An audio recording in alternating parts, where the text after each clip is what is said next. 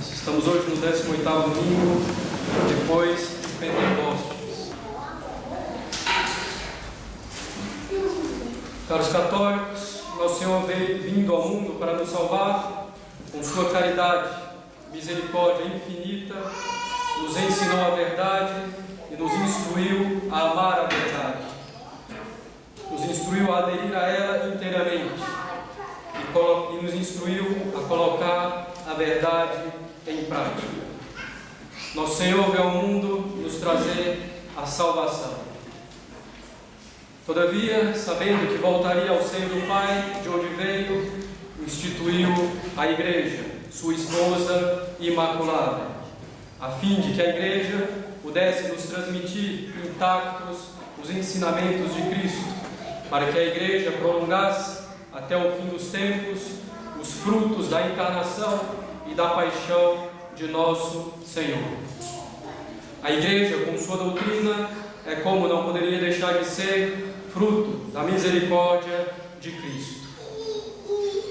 Algumas questões fundamentais de grave importância foram suscitadas, agitadas durante essa semana com relação à Igreja e à sua doutrina. Convém muitíssimo deixar aqui alguns pontos claros com relação à Igreja e à sua doutrina. Convém muitíssimo, então, deixar esses pontos claros, porque, como nos diz São Paulo, se dirigindo a Timóteo, é preciso pregar a palavra a tempo e fora de tempo, repreendendo, suplicando, admoestando com toda paciência e doutrina. Nosso Senhor fundou a Igreja, caros católicos. A Igreja, como nos diz o Catecismo de São Pio X, com muita simplicidade, é a sociedade de todas as pessoas batizadas, que vivendo na terra professam a mesma fé e a mesma lei de Cristo, participam dos mesmos sacramentos e obedecem aos legítimos pastores, principalmente ao Romano Pontífice. A Igreja não é, portanto, algo vago, etéreo, nebuloso, indefinido. A Igreja também não é simplesmente, sem mais nem menos, o povo de Deus. A definição de Igreja como simples povo de Deus resta imprecisa e define melhor o povo judeu do que a Igreja fundada por nosso Senhor Jesus Cristo. O que caracteriza esse povo de Deus? Quais as especificidades desse povo? O que une esse povo? É preciso ter bem presente que a Igreja é a sociedade de todas as pessoas batizadas, vivendo na terra, professam a mesma fé e a mesma lei de Cristo, participam dos mesmos sacramentos e obedecem aos legítimos pastores, principalmente ao Romano Pontífice.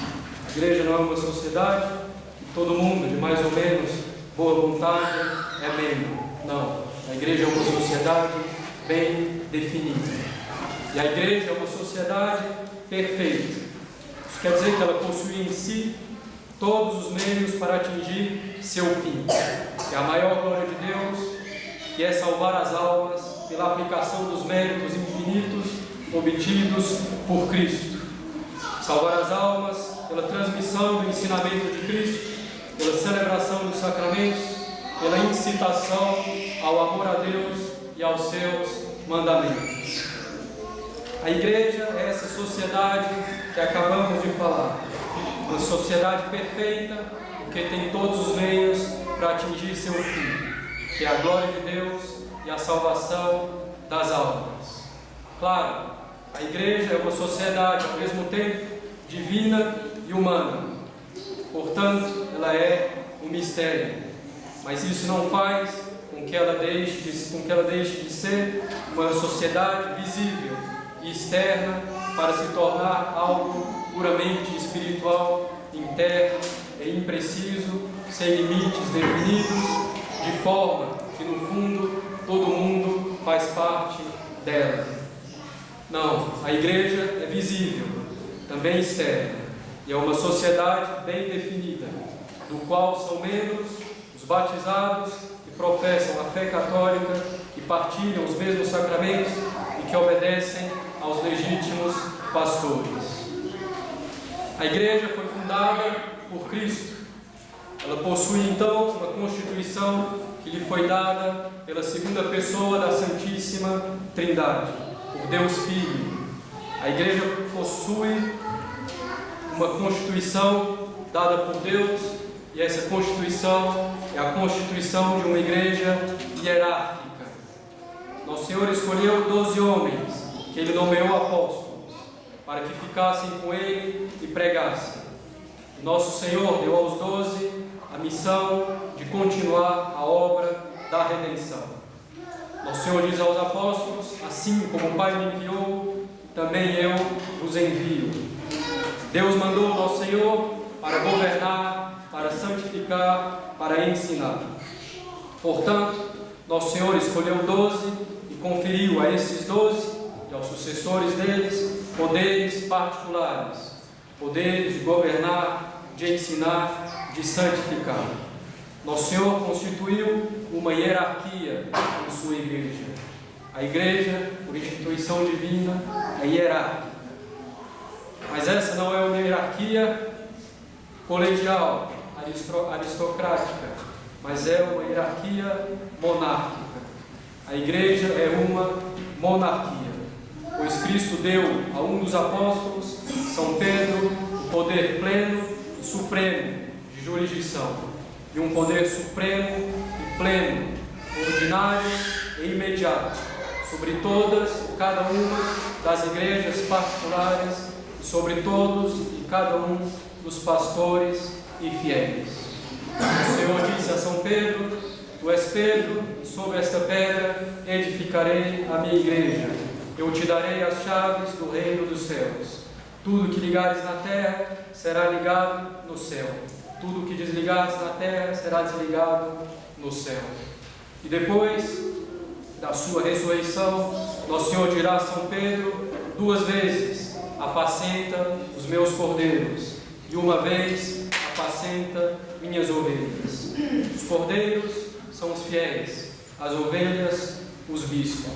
São Pedro, o Papa, deve apacentar a todos. O que foi divinamente instituído por Cristo, por Deus, ninguém pode mudar.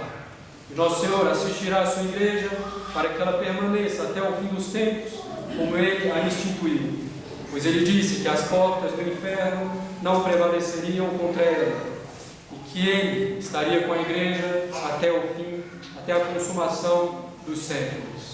A natureza da igreja, então, uma sociedade hierárquica e monárquica. Nós sabemos que o bem de cada coisa é agir conforme a sua natureza. Portanto, o bem da igreja, consequentemente dos fiéis, de todos os homens, ocorre quando os membros da igreja agem em conformidade com a sua natureza, respeitando a sua instituição divina, hierárquica, monárquica. Não se trata, em hipótese alguma, de uma tirania dessa monarquia, pois o tirano é aquele que governa para o seu próprio bem ou para o bem de um grupo. O Papa, que deve governar para o bem dos fiéis, para que os fiéis alcancem com maior facilidade a salvação. O Papa, sendo o soberano chefe da Igreja, é ao mesmo tempo, pelo próprio fato de ser o chefe supremo, o servo dos servos. A sua função é servir a todos, promulgando leis que nos levam a Deus, ensinando com clareza e fidelidade a doutrina de Cristo, assegurando a boa administração dos sacramentos. Agindo assim, Ele espalhará verdadeiramente a misericórdia divina sobre a terra e levará as almas para Deus. Aquilo que muitos desejam, de ver o Papa praticamente como mais um entre os bispos, de ver a democracia instalada na Igreja, é um grande prejuízo para a Igreja e para as almas. Agir desse modo é um grande prejuízo, é falta de fidelidade a Cristo. O bem de uma coisa é agir em conformidade com sua natureza.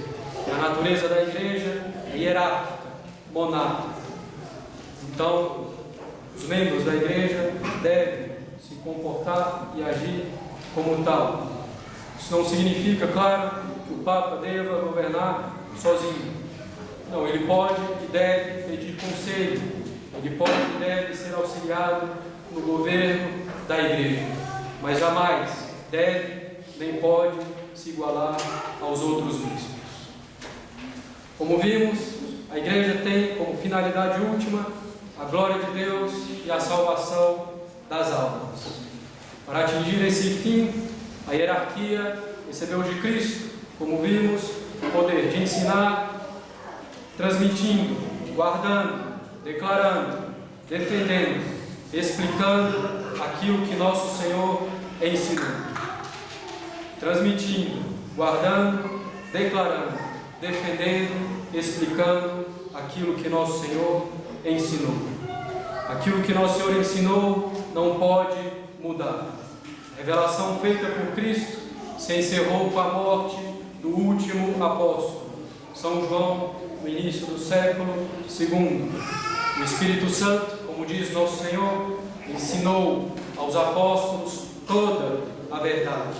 Não há mais nada para ser revelado. Tudo que a igreja ensina deve necessariamente estar contido no ensinamento dos apóstolos. Não só na Sagrada Escritura, mas na tradição.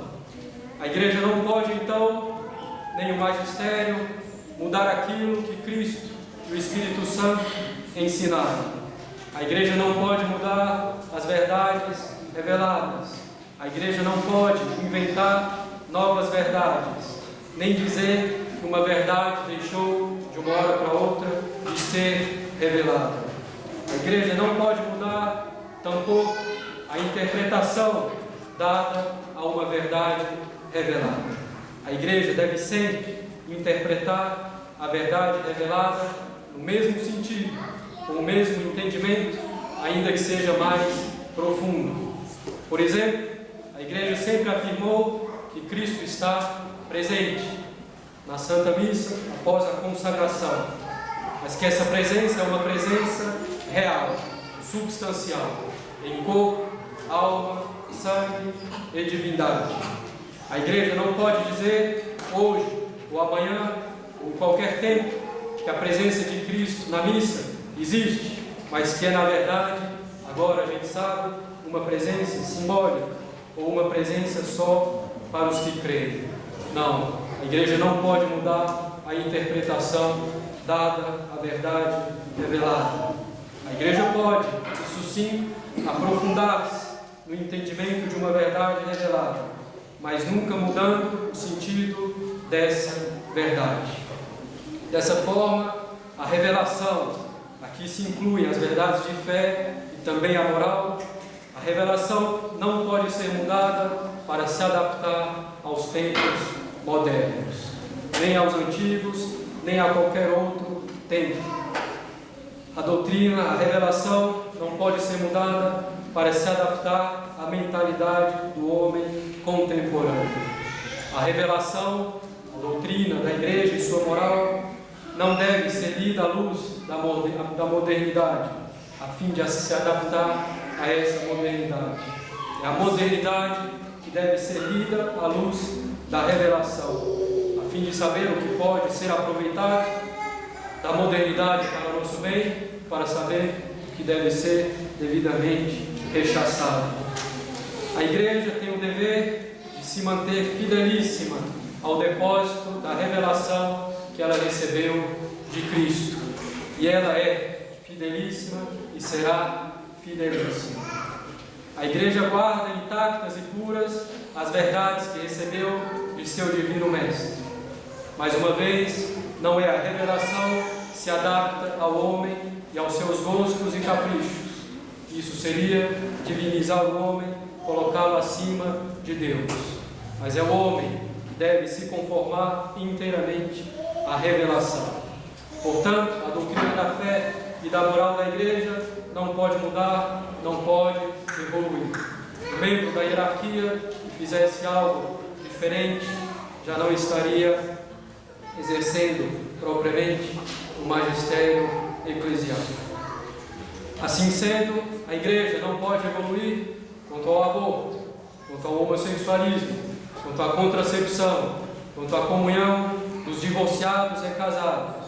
Quer dizer, quanto à comunhão daqueles que se casaram na igreja, se separaram e depois se juntaram com outra pessoa.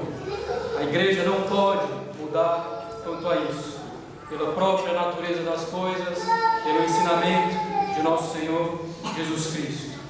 E a igreja deve insistir nesses pontos, porque são pontos de suma importância para o indivíduo, mas sobretudo para a sociedade.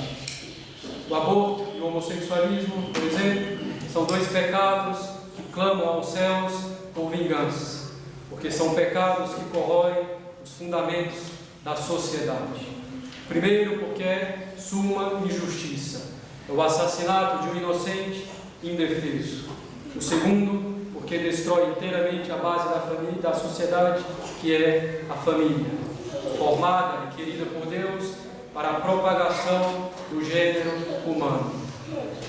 É óbvio que a pregação da igreja não pode nem deve se reduzir a isso, mas é preciso insistir nesses pontos sem esquecer os outros, sem esquecer a existência de Deus, a encarnação de Deus Filho, sua morte por nós na cruz, sua caridade, sua bondade e misericórdia para conosco. Se os homens da igreja insistissem um pouco mais sobre esse assunto, talvez a sociedade não estivesse nesse estado tão afastada de Deus. Se os homens da igreja passarem a falar pouco desses assuntos, em pouco tempo os católicos cederão em todos esses pontos, como já cederam em alguns, como a contracepção, por exemplo. Eu preciso falar com frequência sobre esses assuntos, sem reduzir o catolicismo a eles como é evidente. Todos esses pecados, contracepção, aborto, prática homossexual, divórcio, são pecados graves. Aquele que morrer neles, consciente da gravidade deles, mesmo um pagão consegue ver com certa facilidade a gravidade deles, excetuando talvez a contracepção. Aquele que morre com esses pecados, consciente da gravidade deles, será condenado. É a igreja que os condena? Não, são eles mesmos que se condenam. A igreja prolonga nesse mundo a missão de Cristo em sua primeira vinda na terra. Cristo veio condenar? Não. O Evangelho de São João nos diz: Deus não enviou seu Filho ao mundo para condenar o mundo, mas para que o mundo seja salvo por ele. Quem nele crê não será condenado, mas quem não crê já está condenado. Porque quem não crê no nome do Filho unigênito de Deus. E a condenação está nisso, continua o evangelista.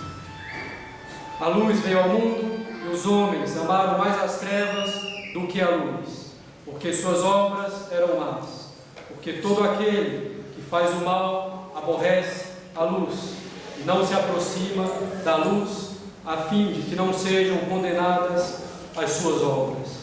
Não é a igreja que condena, é a própria pessoa que se condena e se prepara assim para ser julgada como tal por Cristo, na hora da sua morte e no juízo final, quando ele virá, aí sim, julgar os vivos e os mortos. O dever da igreja, dos homens da igreja, é alertar as pessoas com caridade. O dever da igreja é dizer: você está se condenando, abandone as trevas, venha para a luz, venha para Deus e sua igreja. A igreja deve dizer ao pecador: nosso Senhor morreu por sua alma, para te salvar. Abandone o pecado e prove e veja quão suave é o Senhor. A misericórdia da igreja é tirar o pecador da sua miséria, que é o pecado. Para tanto, ela tem que dizer que o pecado existe. A igreja tem que dizer que pelo pecado grave a pessoa perde o céu e merece o inferno. E quantas almas assim encontraram e encontram a misericórdia divina. E é obra de misericórdia espiritual ensinar os ignorantes corrigir os que erram.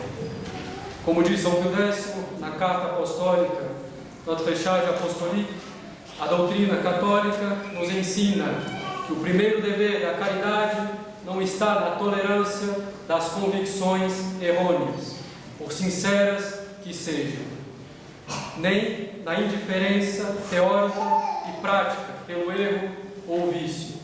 Não, a caridade cristã está no zelo pela restauração intelectual e moral, não menos que no zelo pelo bem do bem-estar material do nosso próximo, mas sobretudo na restauração intelectual e moral dele.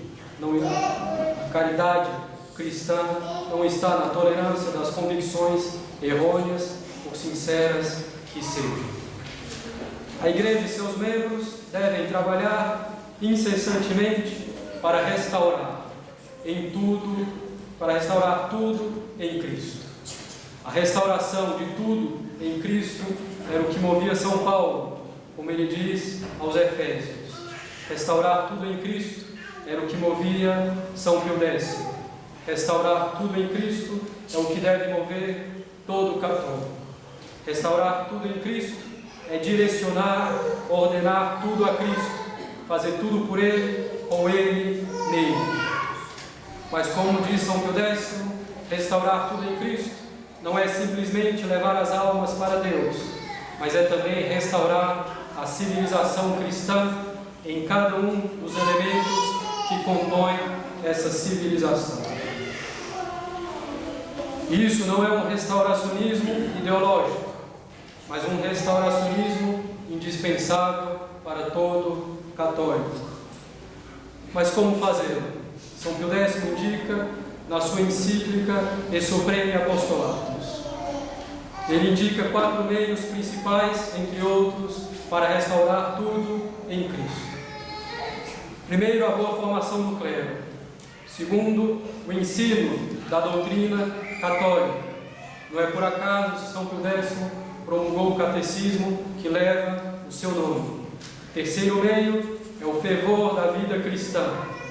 O quarto, a caridade cristã, que não é um zelo amargo, um zelo amargo que poderia afastar as almas mais do que atraí-las, mas uma verdadeira bondade, uma verdadeira misericórdia, que não tolera o erro, mas que ao mesmo tempo não é um zelo amargo. Nesses últimos tempos, nós vemos a disciplina avançando, a liturgia avançando, os ensinamentos avançando e tendendo a se conformar à mentalidade moderna. Ao mesmo tempo que tudo isso avança, nós vemos a prática real da religião recuando, caindo, o número de fiéis recuando, etc. É preciso constatar que esses avanços não têm contribuído para o avanço do Evangelho. Uma pessoa que vai avançando em alto mar, que começa a se afogar, deve voltar para a praia ou continuar avançando em alto mar. Dou um exemplo. A lei da abstinência da sexta-feira. No direito canônico atual, a abstinência de carne pode ser substituída por outra penitência ou por uma obra de caridade. O resultado dessa nova disciplina é que ninguém faz praticamente mais nada na sexta-feira. Não faz mais nenhuma penitência. A penitência, que é tão necessária à vida cristã, é assim negligenciada. E o resultado são as paixões desordenadas. Não seria talvez o caso de voltar à antiga disciplina com uma lei clara que pede a abstinência de carne nas sextas-feiras? Outro exemplo é a recepção da comunhão na mão. Essa prática não tem prejudicado tanto a fé das pessoas na presença real de Cristo, na hóstia consagrada? Não seria talvez o caso de voltar a uma liturgia, a uma disciplina aprovada por séculos e séculos e centrada completamente em Deus? Não seria o caso de se retornar à teologia baseada nos fundamentos sólidos da revelação do trabalho de São Tomás de Aquino, teologia capaz de responder às exigências de qualquer época. Não seria o caso de se retornar a uma pastoral centrada no bem das almas e menos burocrática ou social? Ficam aqui essas perguntas. E tudo isso é essencial. Não se trata aqui de voltar a um passado por simples gosto do passado, por nostalgia, por ideologia, uma ideologia desconectada da realidade. Os que fazem isso, os que querem um restauracionismo ideológico e nostálgico, são aqueles que querem restaurar uma suposta liturgia primitiva, como da última ceia, que querem restaurar uma suposta caridade primitiva, que querem restaurar a disciplina primitiva, o não celibato dos padres latinos, etc. Isso sim seria uma restauração ideológica, uma volta ideológica ao passado, desconectado da realidade, de favorecê-los.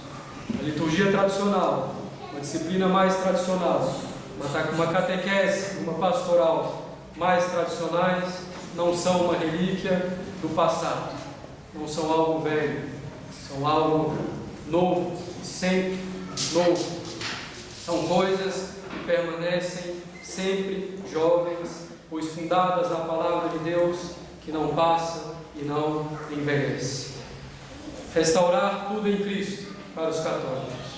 Esse deve ser o nosso programa de vida, a começar pela nossa alma, mas sem esquecer nosso próximo, sem esquecer a sociedade. Restaurar tudo em Cristo pelo ensino preciso da religião, pelo ensino preciso da doutrina católica. A primeira e maior obrigação dos pastores, diz o Concílio de Trento, é a de ensinar o povo cristão. São Paulo diz o mesmo a Timóteo. De São Paulo, os presbíteros que governam bem sejam considerados dignos de estipêndio dobrado, principalmente os que trabalham em pregar e ensinar. A conversão, o amor a Deus, a misericórdia só pode vir com a fé. E a fé, como diz São Paulo, vem pelos ouvidos. É preciso que alguém ensine sem ceder às novidades, como diz São Paulo. Só se ama aquilo que se conhece. Só se amará a Deus, só amará a Deus quem o conhece. Se o ensino é bem feito, seguro, baseado na revelação, no magistério infalível da Igreja e não em conjecturas pessoais, se esse ensino, além disso, é feito com a intenção de trazer as almas para Deus, o resto seguirá como consequência. Façamos nossa parte, caros católicos, para restaurar tudo em Deus, tudo em Cristo. Isso é uma grande obra de misericórdia. Em nome do Pai, do Filho e do Espírito Santo.